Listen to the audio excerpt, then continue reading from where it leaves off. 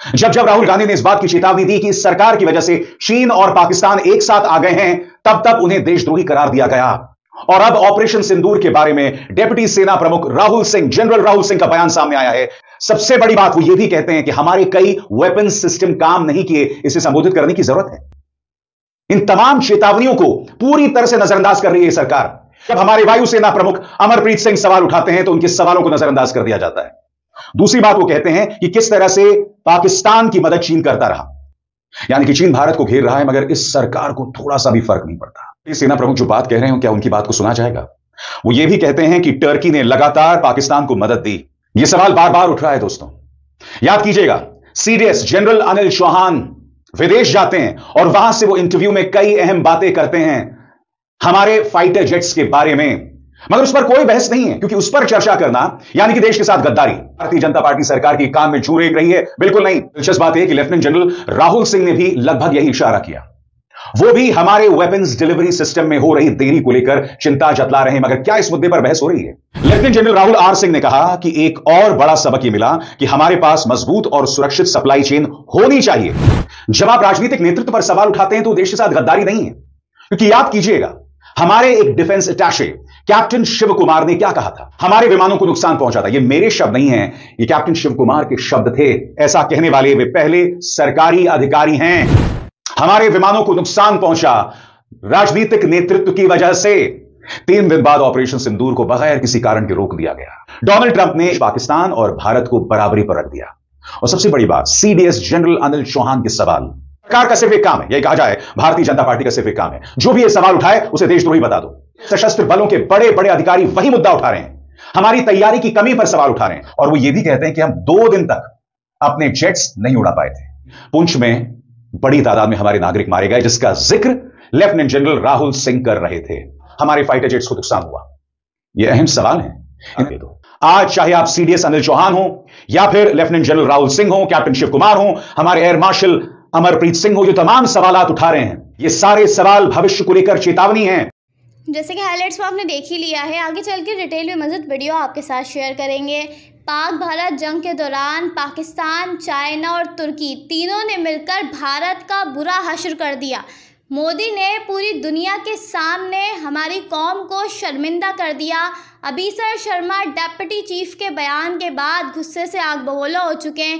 अगर आप भारतीय मीडिया का रिएक्शन पाकिस्तान पर देखना और सुनना पसंद करते हैं तो हमारे चैनल को सब्सक्राइब करें। आइए चलते हैं मुकम्मल वीडियो। यही चेतावनी राहुल गांधी ने आज से 3 साल पहले दी थी। तब भारतीय जनता पार्टी, उनके प्रचार तंत्र और उनके पालतू मीडिया ने उनका मजाक बनाया था। जब जब राहुल गांधी ने इस बात की चेतावनी दी कि इस सरकार की वजह से चीन और पाकिस्तान एक साथ आ गए हैं, तब तब उन्हें देशद्रोही करार दिया गया। और अब ऑपरेशन सिंदूर के बारे में डिप्टी सेना प्रमुख राहुल सिंह, जनरल राहुल सिंह का बयान सामने आया है, जिसमें जनरल राहुल सिंह यह कहते हैं, और गौर किया जाए कि पाकिस्तान सिर्फ चेहरा था, चीन लगातार पीछे से मदद कर रहा था। पाकिस्तान की 81% जरूरतें चीन पूरी करता है।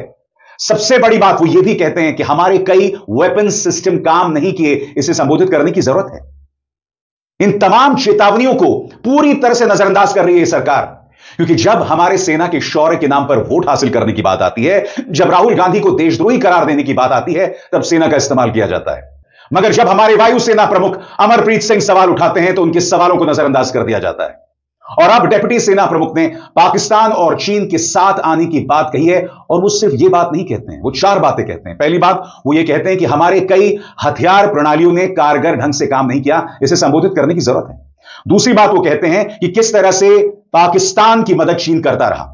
तीसरी बात वो कहते हैं कि 81% जरूरतें चीन पूरी करता है पाकिस्तान की। चौथी बात वो ये भी कहते हैं कि किस तरह से चीन अपने हथियार प्रणाली का परीक्षण भारत पर कर रहा है, बगैर भारत से सीधे टक्कर लिए। यानी कि चीन भारत को घेर रहा है मगर इस सरकार को थोड़ा सा भी फर्क नहीं पड़ता। जब राहुल गांधी ने यह चेतावनी आज से 3 साल पहले दी थी तो उनका मजाक बनाया गया था। राहुल गांधी ने कई चेतावनियां दी हैं दोस्तों, अर्थव्यवस्था को लेकर, कोरोना को लेकर, चीन को लेकर खासतौर से। मगर याद कीजिएगा, भाजपा के प्रचार तंत्र ने बार बार राहुल को ही चाइना का एजेंट बताया। हालांकि मुझे राहुल गांधी की बात को आप गंभीरता से नहीं लेना चाहते हैं, मगर डिप्टी सेना प्रमुख जो बात कह रहे हैं क्या उनकी बात को सुना जाएगा? वो ये भी कहते हैं कि टर्की ने लगातार पाकिस्तान को मदद दी। उन्होंने ये भी कहा कि हमें एक बेहतर एयर डिफेंस सिस्टम की जरूरत है। क्योंकि हमें अपनी आबादी को बचाना है। याद कीजिएगा, ऑपरेशन सिंदूर के पहले ही दिन पुंछ में पाकिस्तान गोलाबारी करता है, हमारे 20 नागरिक मारे जाते हैं। क्या डिप्टी सेना प्रमुख की इस बात को सुना जाएगा? यह सवाल बार बार उठ रहा है दोस्तों। याद कीजिएगा, सीडीएस जनरल अनिल चौहान विदेश जाते हैं और वहां से वो इंटरव्यू में कई अहम बातें करते हैं हमारे फाइटर जेट्स के बारे में, मगर उस पर कोई बहस नहीं है, क्योंकि उस पर चर्चा करना यानी कि देश के साथ गद्दारी। हालांकि यह बात सेना नहीं कहती है, यह बात सिर्फ और सिर्फ भारतीय जनता पार्टी कहती है। और सबसे बड़ी बात, हमारे डिलीवरी सिस्टम पर लगातार हमारे सेना के वरिष्ठ अधिकारी सवाल उठा रहे हैं। इस देश में लाल फीताशाही ब्यूरोक्रेसी की वजह से जो नुकसान इस देश को हो रहा है उस पर सवाल उठा रहे हैं। मगर क्या भारतीय जनता पार्टी सरकार की कान में जू रेंग रही है? बिल्कुल नहीं। याद कीजिएगा, वायुसेना प्रमुख अमरप्रीत सिंह ने क्या कहा था आपकी स्क्रीन पर। भारतीय air chief marshal Amarpreet Singh ने भारत की डिफेंस डिलीवरी सिस्टम की धीमी गति पर चिंता जताई है।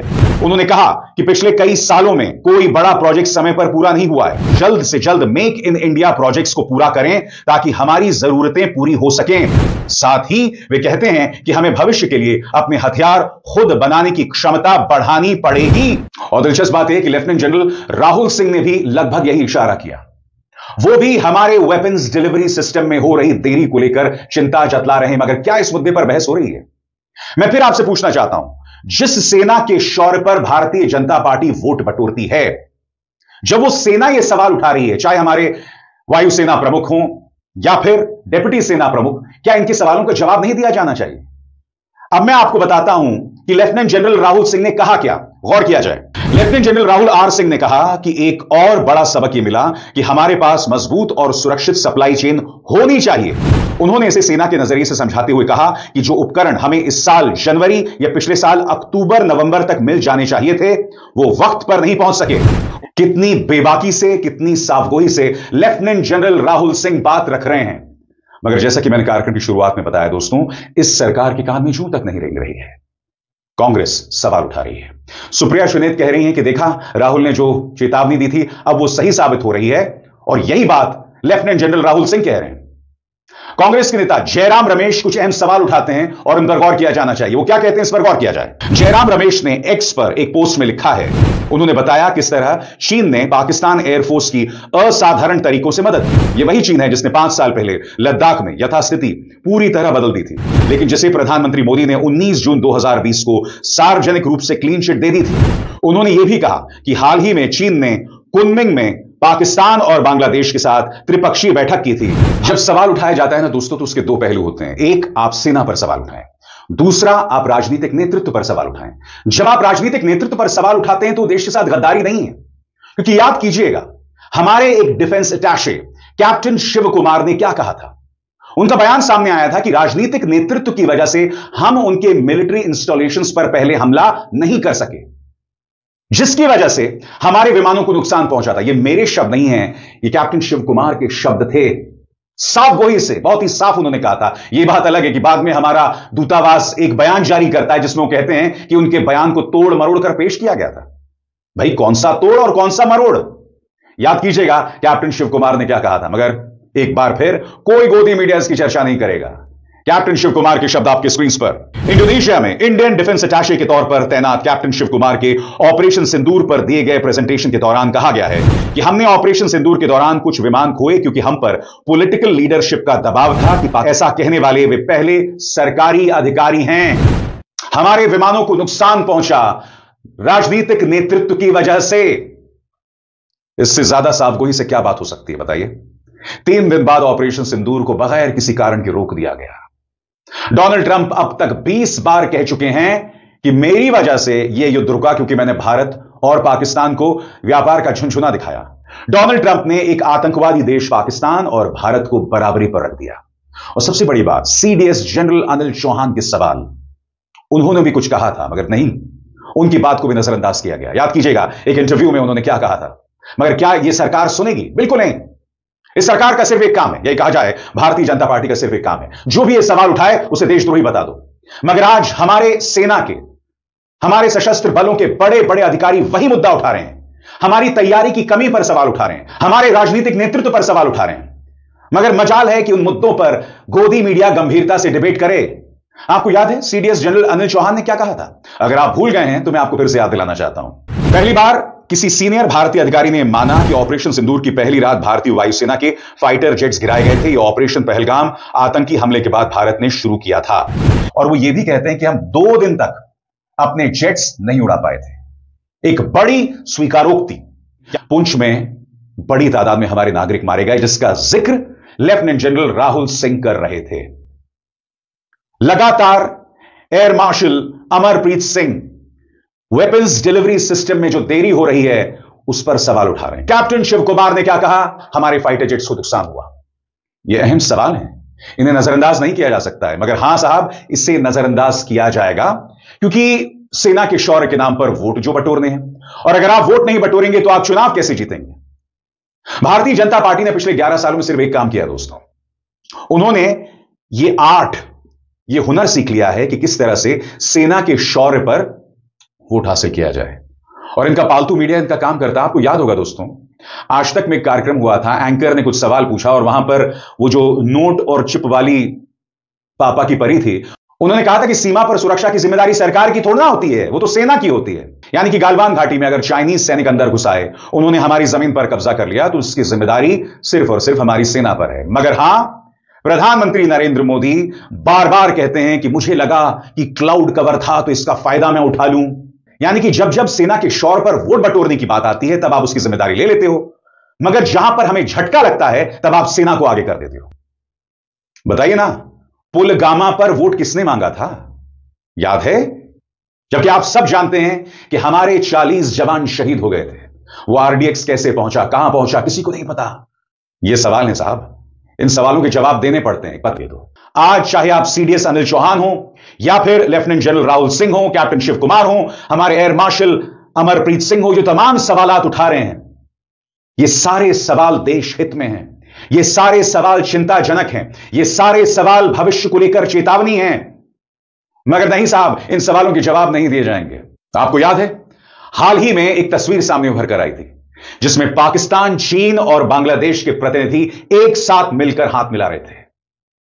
सिर्फ चीन और पाकिस्तान साथ नहीं आए दोस्तों, भारत को घेरने के लिए चीन, पाकिस्तान, बांग्लादेश तीनों आ गए हैं। और ये वो एहसान फरामोश बांग्लादेश है जिसका वजूद भारत की वजह से है, जिसका वजूद इंदिरा गांधी की वजह से है। अगर इंदिरा गांधी पाकिस्तान को तोड़फाड़ नहीं करते तो बांग्लादेश वजूद में नहीं आता। मगर आज वही बांग्लादेश भारत को घेरने की बात करता है चीन की मदद से। ये मुद्दे हैं जिन्हें संबोधित किया जाना चाहिए। शंघाई में होने वाली बैठक में शिरकत करने हमारे रक्षा मंत्री राजनाथ सिंह जाते हैं, मगर वो जो ज्वाइंट डिक्लेरेशन है उसका बॉयकॉट करते हैं। क्यों? क्योंकि उसमें पहलगाम का जिक्र नहीं होता है, उसमें बलूचिस्तान का जिक्र होता है। ऐसा क्यों हो रहा है? क्योंकि इस वक्त पाकिस्तान और चीन एक साथ हो गए हैं भारत को घेरने के लिए। यही चेतावनी राहुल गांधी ने दी थी। ये तमाम अहम मुद्दे हैं जिसे भारत इग्नोर नहीं कर सकता। बताइए, आज जो तमाम मुद्दे मैंने बताए हैं उसमें क्या गलत है? बताइए। आप अंधभक्त हो सकते हैं, और मैं जानता हूं कमेंट सेक्शन में आप देखिएगा, आप खुद खंगालिएगा, कुछ अंधभक्त आएंगे मुझे ही गाली देने, जबकि जो बातें मैंने आपको सुनाई हैं हमारे सेना के वरिष्ठ अधिकारियों के बयानात के आधार पर आपको सुनाई है। इसमें क्या गलत है? बताइए साहब। ये मुद्दे हैं, इन्हें नजरअंदाज मत करिए, इससे देश को नुकसान पहुंच सकता है। अभिसार शर्मा को दीजिए इजाजत। नमस्कार। भारतीय मीडिया का रिएक्शन देखना और सुनना पसंद करते हैं तो ज़ैक क्रिकेट को जल्दी से सब्सक्राइब कर लें, बेल आइकन पर क्लिक कर लें ताकि जैसे ही कोई नई वीडियो आए आपके पास फौरन से नोटिफिकेशन आ सके। इसके अलावा आप हमें फेसबुक और टिकटॉक पर भी फॉलो कर सकते हैं। लिंक आपको नीचे डिस्क्रिप्शन में मिल जाएगा। इंशाल्लाह अगली वीडियो